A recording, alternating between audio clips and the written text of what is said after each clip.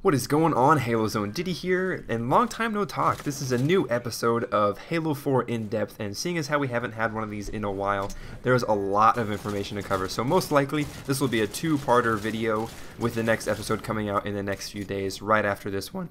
But if you happen to be watching this at a later date, the episode is already uploaded. You can go ahead and click that link on the screen and in the description below, and you can watch that one right after this. So let's not waste any time. This episode will cover information from E3 and the Rooster Teeth Expo, which happened very recently in early July. So I won't be using any of my own gameplay in this video, so I guess you guys will just have to settle for this Halo 4 gameplay in the background that I found from the MLG website. So I'm sure y'all won't mind too much about that. And also, right here on Halo Zone, we have campaign analysis, Spartan ops analysis, and ordnance drops explained. We have those videos posted, which will be listed down in the description below. So if you haven't seen those and you want to learn more about those specific topics, go ahead and click those links and watch those videos. So first off, armor abilities. We finally saw them in action for the first time at E3, and from what I've heard, Promethean Vision was the most popular and had a very generous range to it. You can see that in this gameplay that I'm showing you guys right now. There was also the introduction of the Hardlight Shield, which is an energy shield that when you deploy it, it puts your character into third-person view that can help you get from cover to cover. I heard you can also potentially melee through it. You can obviously get grenades around it, and there's also splash damage from the rockets, so it's not as overpowered as Armor Lock, so don't worry about that. So also we saw the new armor ability called the Thruster Pack ability, and it's not replacing the jetpack. I know that's been some confusion. We haven't seen jetpack in any gameplay. There was a little brief clip in the Spartan Ops trailer, but the jetpack is not 100% confirmed. From people that I know, friends of mine who have played Halo 4, from the E3 and RTX Halo 4 build, there was no jetpack in the game. Doesn't mean it's not in there, but they just know that it wasn't playable at that time. So the way the thruster pack works is that it's more similar to Reach's evade ability, but your hitbox doesn't become smaller. So you know when you use the evade, you kind of roll out of the way. The thruster pack is just kind of like a burst of speed, a very short burst of speed in any given direction. So your hitbox doesn't become smaller, which makes it less annoying, and the distance you travel isn't as far as the evade ability. So what I hope is that what 343 was taking notes about how people from the community use these new abilities and will take that information into consideration for tweaks that go into the final game. If you think about it, these gaming conventions are basically a beta test for the developer, and the amount of people testing their game is insane. Lines are out the freaking door to play Halo 4 because it's such an awesome game. So if you still think that the no beta means a bad glitchy game is coming, don't worry about it. The game has been in testing stages for well over a year, so don't worry about that. Next, I'll cover the new weapons. We have seen 5 out of 10 announced new weapons from Halo 4.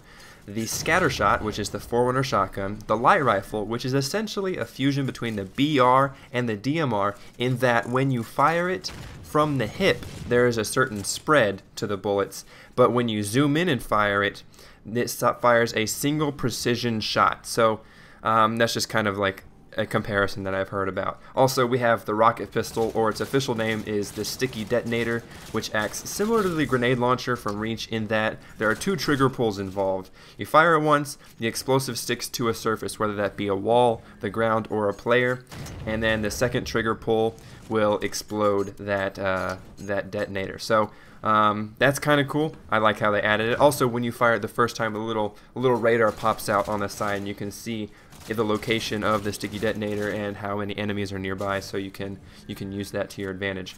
Also, we saw the Storm Rifle, which is basically the Covenant equivalent of the Assault Rifle. It's not the same as the Plasma Repeater or the Plasma Rifle. It shoots a little bit faster, I believe, and it's basically a shield shredder. So, and then finally, the Railgun, which we haven't actually seen in action just yet. So those are the 5 new weapons announced.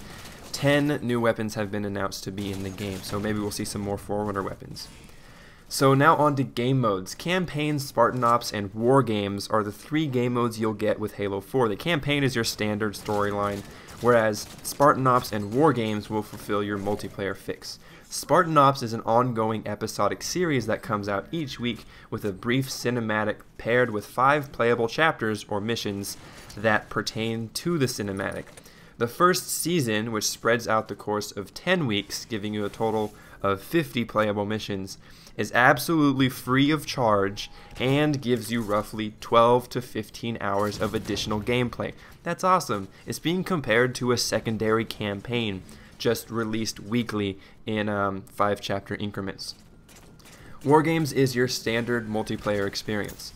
One of the biggest controversies surrounding this edition of ordnance drops and instant respawns is that this is what people are complaining about. It's like it's turning into Call of Duty. People are complaining that it's not Halo anymore. Don't worry, these new additions are only in the game mode Infinity Slayer. If you have Infinity in front of, I'm assuming this next part, if you have Infinity in front of any type of game mode like Infinity Oddball, Infinity Hill, you're gonna have these new settings. But there will be additional playlists that have your standard Halo settings with static weapon spawns, respawn timers, no ordnance drops, just like that. The way I want to think of it as comparing Team Slayer to Super Slayer in Halo Reach. The two playlists are essentially the same, just with a little bit different settings.